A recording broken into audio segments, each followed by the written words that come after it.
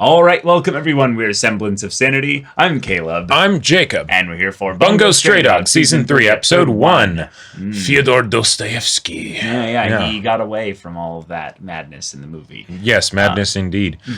And now we're into a new season, which, you know, who knows what it will entail. I can kind of tell why people were wanting us to see the movie because of certain things being like, I'd say kind of established or reaffirmed again from how they were left off in season 2. The book's a really big deal, and Dostoevsky is, you know, more prominent, probably the main antagonist for the season. Yeah. But I'm more excited, really, just about another team up with Chuya and Dazai, because that was amazing. That was excellent. Yes, Chuya in the movie. Oh my god. Yep.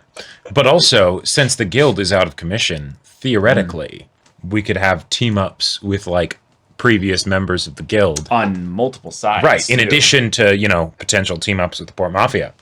Well, the Port Mafia team up thing seems more and more likely as they escalate things. But like the guild being different, like allegiances and stuff like that, with not just from where they were originally, but also why they were on working opposite for sides. Yeah. Because they just need the money, and one of them especially needs money. Indeed. And if we get anything with good old Francis of trying to, you know, scrape his way back to the top or something, I don't know, that would be absolutely wonderful. That would be amazing.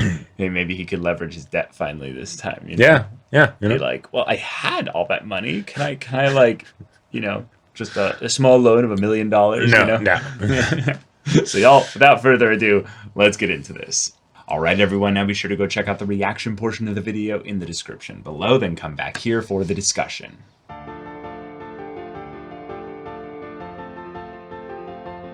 Okay, I'm a little confused now. I'm more than a little. Yeah. So at the very least, I feel like the movie doesn't fit. Right. I'm trying to follow along with the idea of how this ties back to the incident that was set up in the very beginning of the movie. But it wasn't even what the movie was mainly about. Yeah, exactly. It felt like something that was like both feel like super separated basically from the main story that we're like used to, right? And I'm not sure how it will end up tying back to it. The fact that we're getting the backstory of basically how Dazai and Chuya met, cool, right? Yeah, that's some glorious fan service. Yeah. And live it up, right? But there was a lot of exposition this episode, and I didn't understand hardly any of it. I understand the idea that the boss is on his way back because of some ability that's doing something. Mystery stuff. We need to figure out the shenanigans, what's going on. Yeah, okay. That's cool, and that's good motivation as to why this all needs to work together. But it kind of has that prequel like thing of where we need this kind of stuff to end up this way. So the scaffolding that is need to be sold for us to believe that this ended up happening.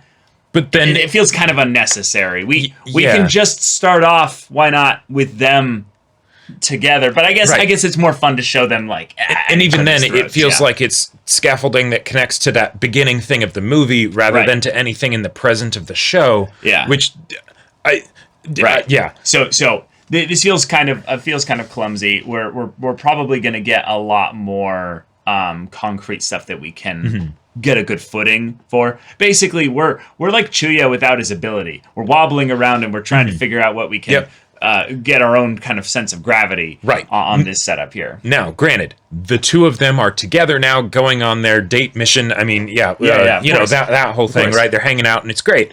So enemies to lovers. Right. Enemies to lovers. Let's see how that goes moving forward. If we're going to have another arc of backstory at the beginning of a season, kind of similar to the Otasaku stuff. I think that's good. Then yeah, you know, it works more attached to Chuya and Dazai, which are great characters. Yeah. Right. And if this is something that will end up tying into Fyodor Dostoevsky, because he seemed to be like the you know, he's going to be the main villain or antagonist or whatever for season 3. That could totally happen, and we just don't know yet because he did seem to be sort of like a behind the scenes kind of character. Maybe this is how we, you know, get properly introduced to him and see just how, you know, dangerous he is and all of that stuff. The longer Dazai is treated as the main character, the more and more I'm attached to the idea of Dostoevsky kind of coming back in some way. Right. And I think that the buildup of, hey, let's use basically like an arc potentially of story just to set that up means that we're actually going to be getting something that is worthy of all that setup.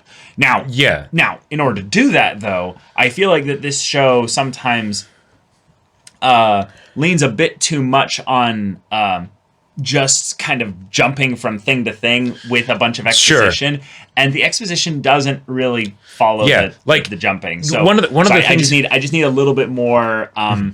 I just need a little bit more time before I'm able to attach myself in any way to this conflict. Yeah, I feel like in this show when it's at its best is when it's doing the rule of cool, right? And it's the don't think about things too much. This is going to be awesome. We're going to have a spectacle, and we're going to have quirky characters that are doing ridiculous things, and it's going to be great, right? When it goes into exposition, I feel like the reason why the exposition doesn't always land for me, and in this case in particular, is because since the characters are such have so much like a force of personality, basically. They slow down their own exposition. By trying to communicate their personality. Right, exactly. And then because they'll use like bits of indirection and stuff, because they're basically keeping up the persona, the veneer of, I am the leader of the Port Mafia or whatever, right? Or they're just literally in the plot trying to manipulate another character, right? Which happens a lot. It makes the exposition foggy, and then I don't really even trust it. I don't even trust it, but then I also don't necessarily understand it because it feels like they're saying multiple things, but then also not really saying anything. You know. So we're in this weird situation right now where I can see the tropes starting to pop up, so I can maybe attach myself to those, but I don't want to assume anything too quickly because this show loves to turn things around. The show loves to turn things around and twist it on its head. So right now, we need to follow just Dazai and Chuya and just be like, hey guys, let's investigate because we need some info. And I think the movie, if anything, unfortunately, just served to confuse us even more. I hope it has more tie-in to the plot in general, but now I'm kind of wishing we hadn't watched it because it really set my expectations wrong, I think, for this season. So what I'm going to do, just from here on out, until the movie gets more directly brought up again, I'm going to rinse the movie from my mind and watch season 3 as a completely separate thing. Yeah, as this completely separate entity. Yeah, especially since we went back in time again, there's not any connective tissue to season 2 yet either. Right. So it does feel like a whole new story, which, hey, I actually really feel like the Port Mafia needs more of this. So, that's good. That's good. I could use always some more Dazai characterization, but the idea that Dazai and Chuya are this, super couple from all this time spent together, and then they even already had broken up by the time that the story's going on, broken up. Yeah. But I'd love to see their origins. Yes. Yeah, and I think that Chuya's presence here is really important because now that we're getting basically our second bit of backstory with Dazai, I feel like I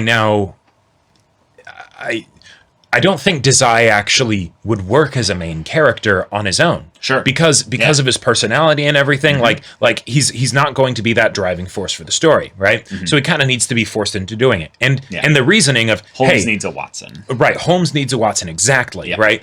And in the way that Mori manipulates him of basically saying, hey, you witnessed the assassination. You helped me. We go down together. Right. Like we're in bed on this. Like, you can't just back out, right? So you gotta help right this ship.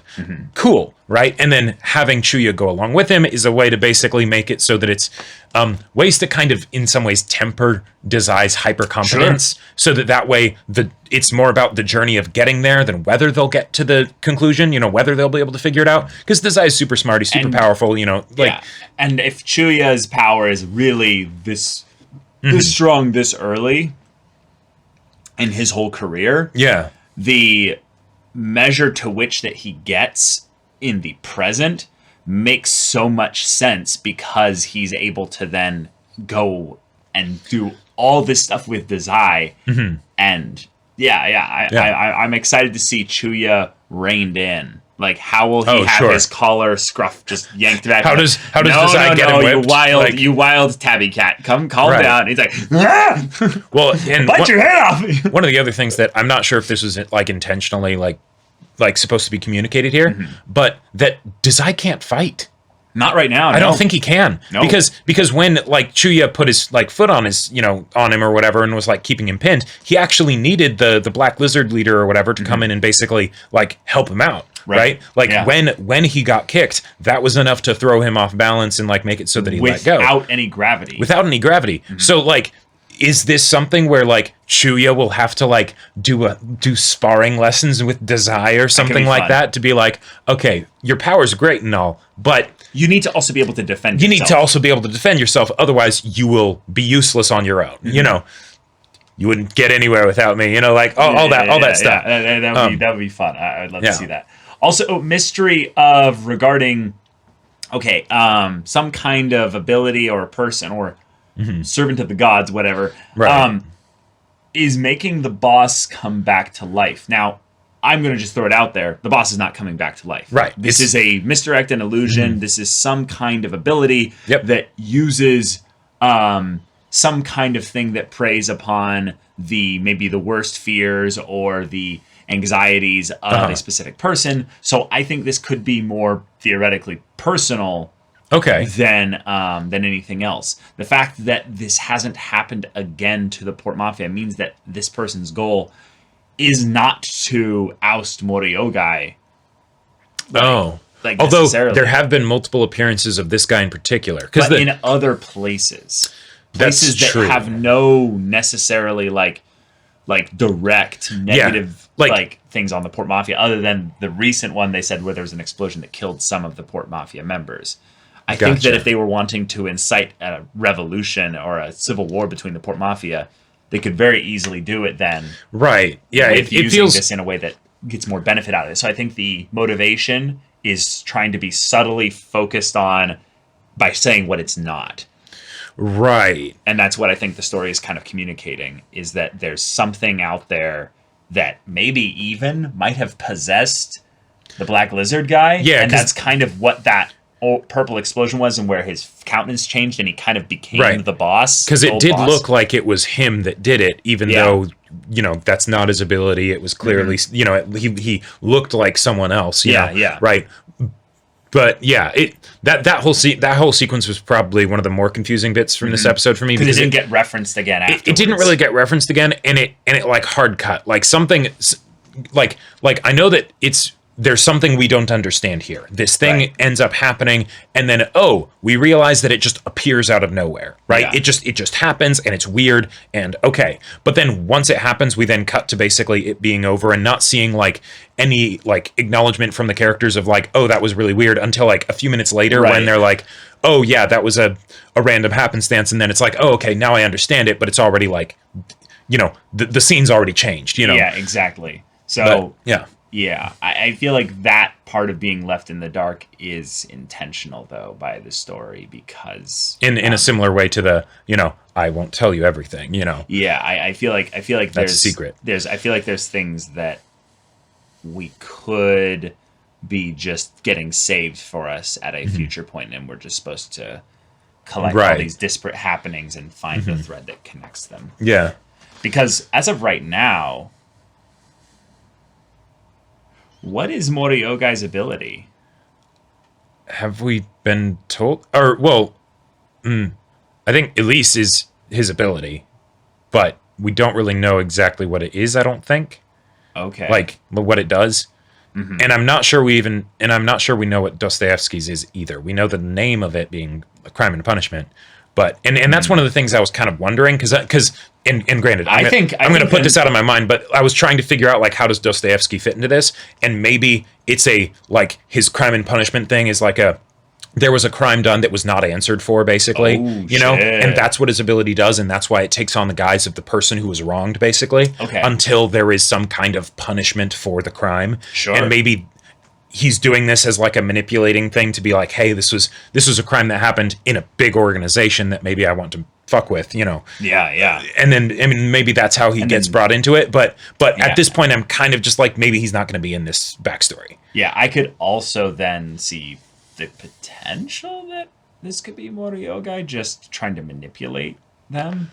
But then why would he have the guise of the leader come up? Because it would be the only thing he could use to maybe manipulate Dazai without implicating himself. Sure, but then why would he want to, like...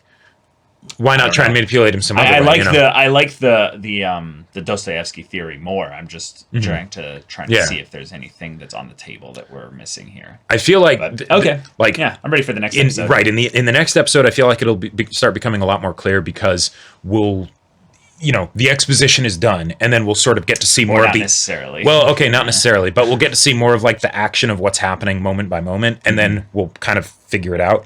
But maybe. Yeah. But yeah. Y'all, thank you so much for watching this episode's reaction and discussion. If you want to see the next episode's reaction and discussion right now, though, go check out the link in the description below for our Patreon. You can get an early access there. You can watch full-length timer reactions there, and all this comes with Discord access. You can chat with us in the community there about this show, about anime in general, and also be sure to check out our Twitch channel. We stream every weekday. The info's in the description. Yeah, so if any of that interests you, we'll see you there. But until then, we're Semblance of Sanity. I'm Caleb. I'm Jacob. And we'll see you all next time.